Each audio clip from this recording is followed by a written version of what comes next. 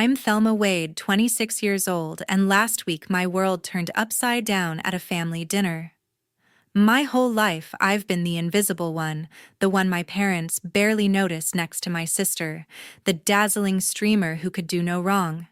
They always praised her, showered her with everything while I was just there. But that night, they pushed me too far. It was Saturday, and we were gathered around the dining table, the usual tension simmering. My mom smiled, her voice syrupy sweet, and said, "Sweetie, your sister needs your room for her live stream studio.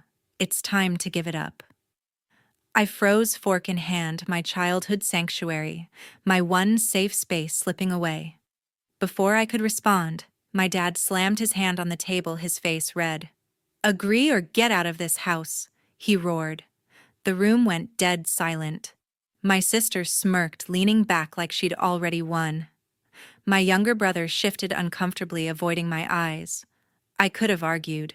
I could have shouted back, listed every time they overlooked me, every moment they chose her over me.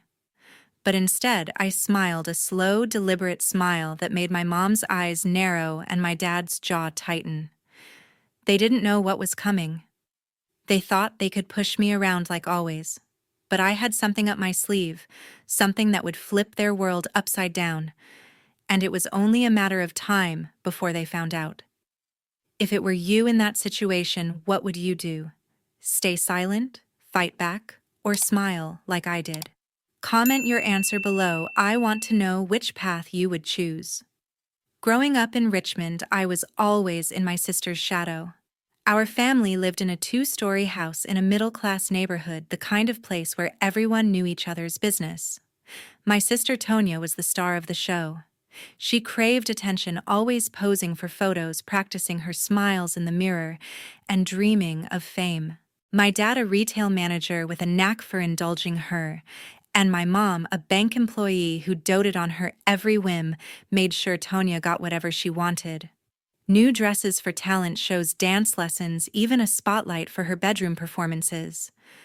They'd clap and cheer, their eyes sparkling as if she was already on a Hollywood stage. Meanwhile, my younger brother Ronald was the baby of the family. He'd toddle around, his arms full of new toys, remote control cars, action figures, you name it. Mom would scoop him up, cooing about how adorable he was, while Dad slipped him extra cookies before dinner. Ronald could do no wrong, his every giggle a treasure. They'd parade him around at family gatherings, showing off his charm, while I sat quietly unnoticed. I was different. I loved books, thick ones about math, economics, anything with numbers that made sense. I'd spend hours in my room scribbling equations or reading about investments, dreaming of a world where I could make my own mark. But to Mom and Dad, my passions were pointless. "Why can't you be more like your sister?" Mom would sigh, glancing at Tonya's pile of pageant ribbons. Dad was blunter. "Those books won't get you anywhere." My room, with its shelves of dog-eared textbooks and a small desk where I'd hide my dreams, was my sanctuary.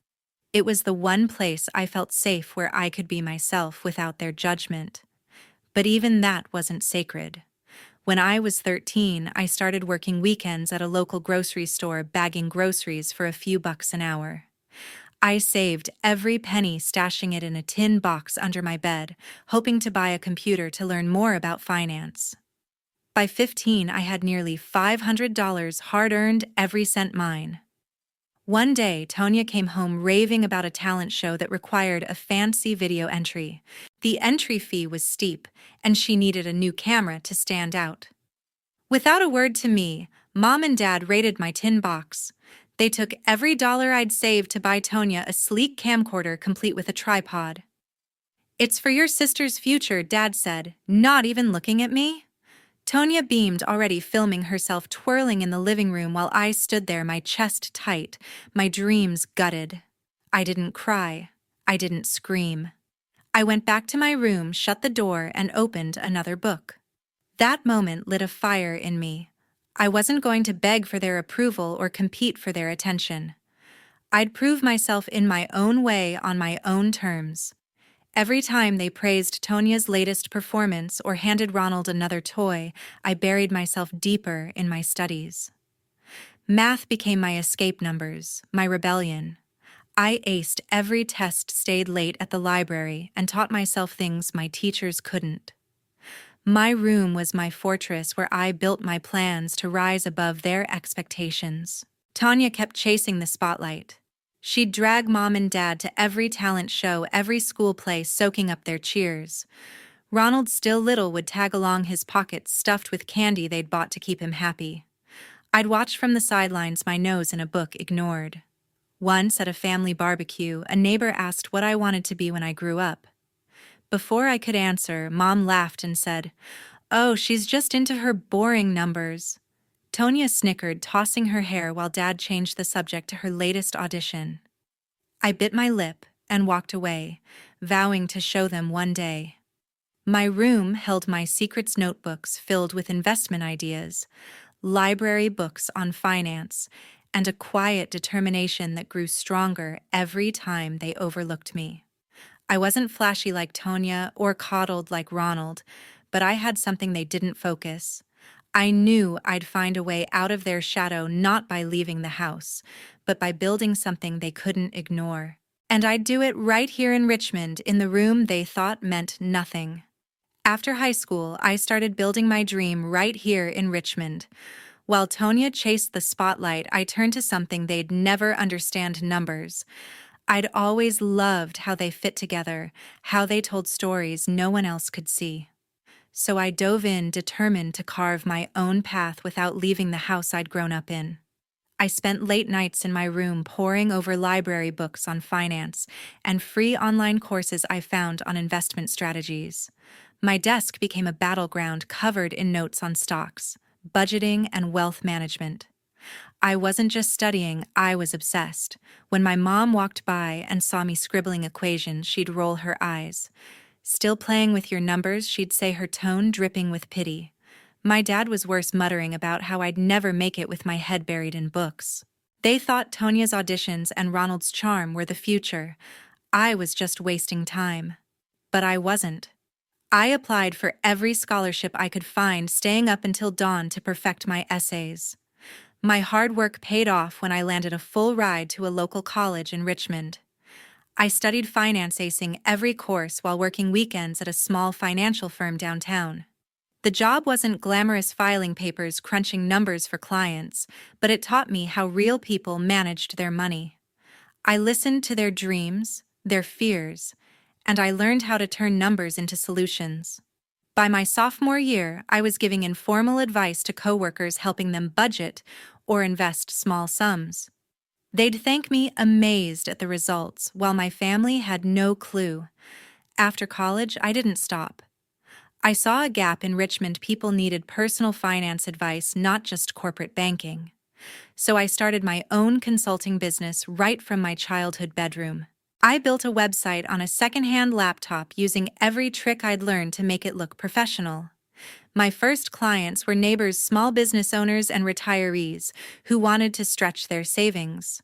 I'd meet them at coffee shops, breaking down complex investment plans into steps they could follow.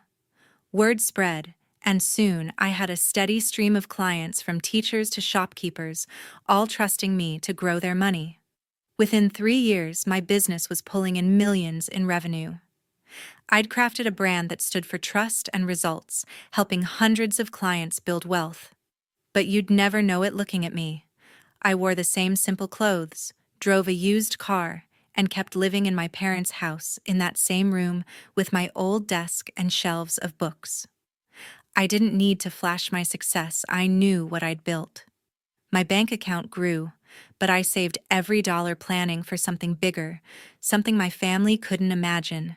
They never asked about my work. To them, I was still the quiet kid who'd never amount to much. At dinner, Tanya would ramble about her latest streaming gig, her followers climbing into the thousands. My dad would nod proudly while my mom gushed over Ronald's high school antics, calling him our little star. If I mentioned my job, they'd change the subject or give me that look like I was an embarrassment. "You still doing that number stuff?" Dad once asked, barely hiding his smirk. I'd just nod, keeping my victories to myself. There were moments I doubted myself. One night after Tonya bragged about a brand deal and my mom clapped like she'd won an Oscar, I felt small. I sat in my room staring at my client files, wondering if I'd ever be seen. That's when Phyllis Coleman, my friend from college, stepped in. We'd met in an economics class, bonding over our love for numbers. She came over, saw the weight on my shoulders, and said, "You're doing something real, Thelma. They don't get it, but you're changing lives." Her words pulled me back, reminding me why I'd started. It was the only time I needed that kind of support, and Phyllis was there, no questions asked. I kept going, signing bigger clients, local doctors, small tech startups, while staying under the radar. My parents thought I was scraping by, maybe working some dead-end office job. They didn't know I'd paid off my student loans, saved a fortune, and was already planning my next move. My room, with its creaky floorboards and faded wallpaper, was my headquarters, my proof that I didn't need their approval to succeed. I was ready for whatever came next, even if they weren't. Last Saturday, I sat down at the family dinner table, unaware everything was about to change. The air was thick with the usual chatter, plates clinking as we passed around mashed potatoes and roasted chicken. My mom, always the orchestrator of these gatherings, had that look in her eyes, the one that meant she was about to drop a bomb. My dad sat at the head of the table, his posture rigid, ready to back her up. Tonya was scrolling on her phone, probably checking her latest follower count. Ronald poked at his food, his usual carefree grin absent. I took a deep breath, hoping for once we could just eat without drama. I was wrong. Halfway through the meal, Mom set down her fork and smiled, the kind of smile that didn't reach her eyes. "Sweetheart," she said, looking straight at me, "we've been talking, and your sister needs your room for her live stream studio. It's time to let it go." My stomach dropped. My room wasn't just a space, it was my refuge, where I'd spent years dreaming, studying, building my business. The walls held my childhood sketches. My shelves sagged with books that shaped me, and my desk was where I'd launched $1 million company. Giving it up for Tonya's live streams felt like erasing everything I was. I opened my mouth to protest, but before I could get a word out, Dad's fist hit the table, rattling the glasses. "This isn't up for debate," he bellowed. "Agree to give up the room, or you're out of this family. No place for you here." His voice echoed sharp and final like a judge's gavel. The room froze.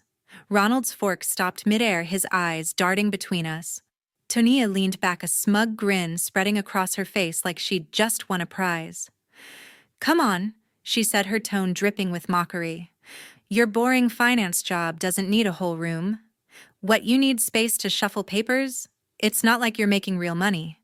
Her words stung, but they weren't new. Tonya had always acted like my work was a joke, something small compared to her flashy streaming career. She'd brag about her brand deals, her thousands of followers, while Mom and Dad nodded like she was a superstar. My job, helping people build wealth, turning their dreams into reality, was invisible to them. They didn't know I'd built a business worth millions, and I'd never told them. I didn't need their applause. But losing my room, my anchor for Tonya's ego, was a line I couldn't stomach. I looked around the table, their faces a mix of expectation and indifference. Mom's smile was tight, waiting for me to comply. Dad's glare dared me to defy him. Tonya's smirk was practically a challenge, her phone now face down as she savored the moment. Ronald, though, was different. He shifted in his seat, his jaw clenched like he wanted to say something but couldn't find the words. He wasn't joining in, but he wasn't defending me either, just stuck, caught in the tension. I could have fought back. I could have laid out every sacrifice I'd made, every dollar I'd earned, every client I'd helped. I could have told them my boring job had outdone Tonya's fleeting fame 100 times over. But I didn't. Instead, I leaned back in my chair, took a slow sip of water, and smiled, a calm, deliberate smile that made Mom's brow furrow and Dad's eyes narrow. Tonya's smirk faltered just for a second, like she sensed something was off. Ronald glanced at me, his expression unreadable. They expected me to crumble, to beg, to give in like I always had. But I wasn't that kid anymore. The silence stretched heavy and uncomfortable. Mom cleared her throat, trying to regain control. "It's for the family," she said, her voice softer now, like she was coaxing a child. "Your sister's career is taking off. She needs the space to shine." Dad grunted in agreement, his arms crossed. Tonya tossed her hair, adding, "It's not like you're doing anything important in there." I kept smiling, letting their words bounce off me. My room was more than a space, it was where I'd rebuilt myself, where I'd proven them wrong without saying a word. They thought they could take it, but they had no idea what I was capable of. I pushed my plate away, my smile unwavering. "Let's finish dinner," I said, my voice steady. Mom blinked, caught off guard. Dad's scowl deepened, like he was itching for a fight I wouldn't give him. Tanya rolled her eyes, picking up her phone again, dismissing me. Ronald just stared at his plate, his fingers tapping nervously. They didn't know it, but I'd already made my choice. I wasn't going to argue or plead. I had a plan, one that would turn their world upside down, and I was ready to set it in motion. It started the day after that disastrous dinner. I'd spent years saving my bank account swollen from my consulting business, but I'd kept it quiet, living simply in my parents' house. Their demand to give up my room, my sanctuary, lit a spark. I wasn't going to just leave. I was going to make a statement. I called Ellen Fisher, the real estate agent I'd been working with for months, scouting properties in secret. "Ellen," I said, "I want that house across the street. Let's close it now." She didn't hesitate. "It's yours," she replied, her voice crackling with excitement over the phone. By Friday, the paperwork was done, the payment wired, and I held the deed to a house that screamed everything my family never believed I could achieve. I invited them over that Sunday, not to my new place, but to our usual family coffee at their house. They thought it was just another chance to pressure me about the room. My mom greeted me with that same fake smile, saying, "Have you thought about what we discussed?" My dad grunted, already impatient. Tonya lounged on the couch, scrolling her phone, while Ronald sat quietly, his eyes flicking to me like he sensed something was coming. I took a sip of coffee, set the mug down, and said, "I've made my decision. I'm moving out into the house across the street." Their jaws dropped. Mom's smile vanished, replaced by a confused blink. Dad's coffee mug froze halfway to his mouth. Tonya's phone slipped from her hand, hitting the floor with a thud. Ronald leaned forward, his brow furrowed like he was trying to process it. "What do you mean, across the street?" Dad finally barked, his voice sharp with disbelief. I pulled out the deed, sliding it across the table. "I bought it. Paid in full. Cash." Before they could recover, I kept going. "Oh, and that boring finance job you all mocked. It's not a job. It's my company. I've been running a personal finance consulting business for years. It's worth millions." The room went silent, the kind of silence that feels like it's holding its breath. Mom's eyes widened, darting to the deed like it was a trick. Dad's face turned red, his mouth opening and closing like a fish. Tonya, for once, was speechless, her usual smirk gone. Ronald just stared, his expression shifting from shock to something softer, like realization. Ellen called right then, as if on cue. I put her on speaker. "Congratulations, Thelma," she said, her voice bright. "The house is officially yours." That was one of the fastest cash deals I've ever seen. I thanked her, hung up, and let the words sink in. My family's disbelief was palpable. Mom was the first to break. How did you afford this?" She stammered, her voice a mix of awe and suspicion. Dad jumped in, leaning forward. "Where's this money coming from? You've been living here barely scraping by." Tonya, recovering her edge, scoffed. "Millions." "Yeah, right. You're making this up." But her voice trembled, betraying her doubt. I didn't flinch. "Believe what you want?" I said, my tone calm but firm. "I built a business helping people manage their wealth. I've got clients across Richmond, doctors, business owners, retirees. I didn't need to flaunt it." I stood up, picking up the deed.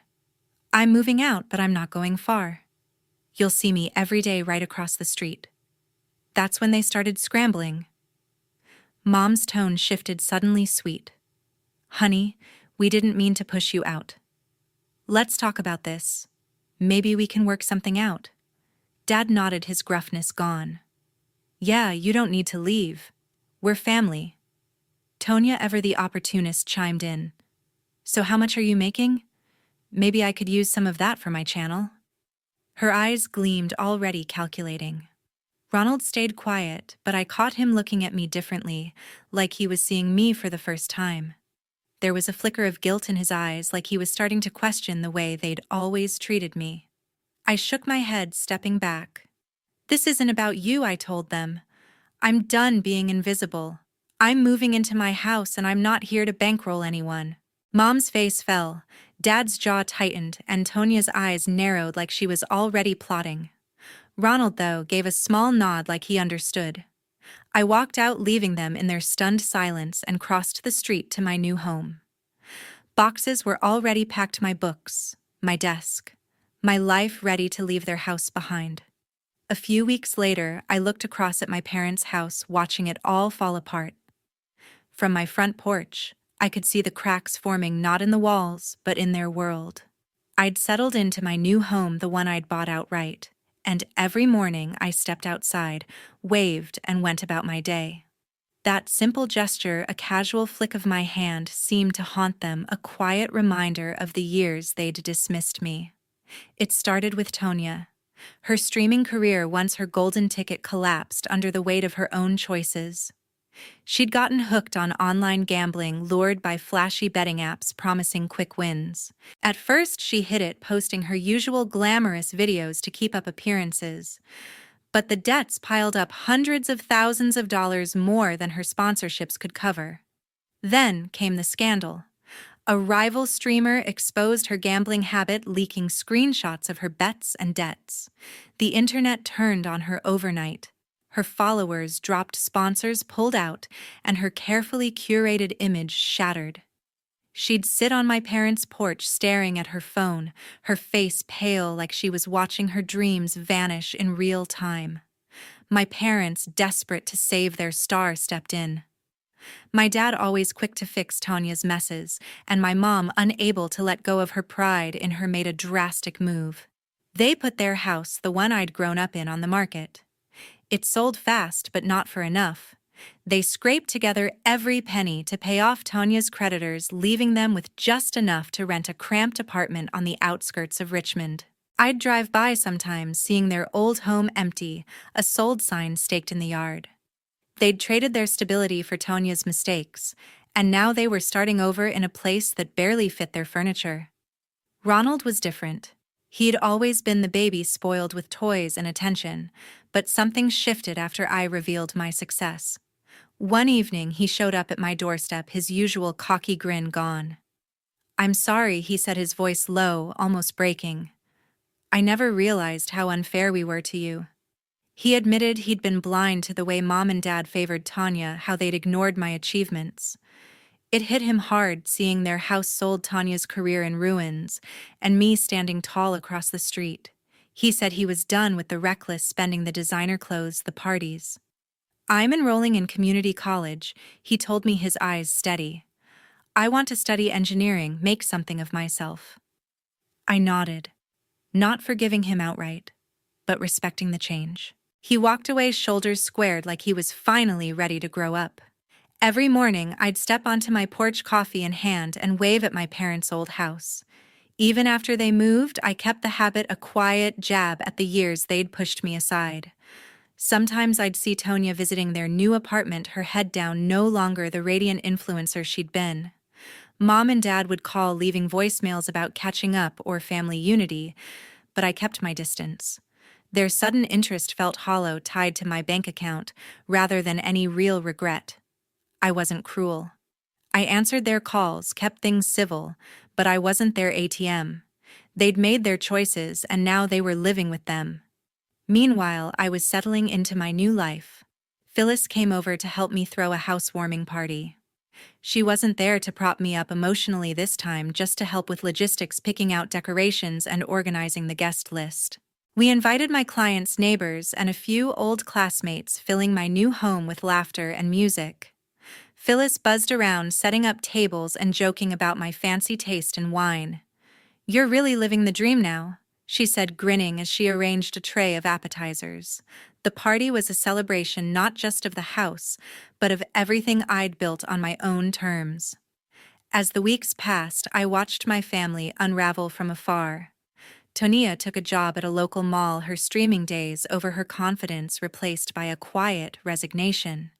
Mom and Dad adjusted to their new life, their voices tinged with bitterness when they mentioned me. They'd stop by, sometimes standing awkwardly on my porch asking vague questions about my business. "You're doing so well," Mom would say, her smile forced. Dad would nod, adding, "We're proud of you," but the words felt like an afterthought. I'd thank them, keep the conversation short, and send them on their way. They didn't get to rewrite the past just because I'd succeeded. Ronald was the only one who seemed to change for real. He'd text me updates about his classes, small victories like passing a math exam or landing a part-time job. "I'm trying to be better," he wrote once. And I believed him. He wasn't perfect, but he was trying, and that was more than I could say for the others. I'd reply with encouragement, keeping the door open but not wide enough for them to walk back into my life without earning it.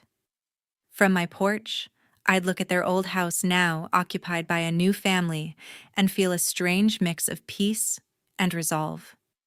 I'd proven myself not just to them, but to me. Their downfall wasn't my fault, but it was a consequence of their choices. And I wasn't done building my future. I've built a life in Richmond that's mine, free from the shadows of my family's expectations.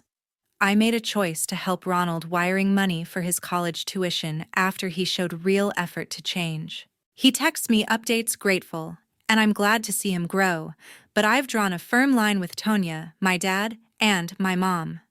Their calls go unanswered now, their attempts to reconnect ignored. I'm not here to fix their mistakes or fuel their regrets. They chose to overlook me for years, and I've chosen to move forward without them. Last weekend, I invited Phyllis and a group of friends to my new home for a celebration.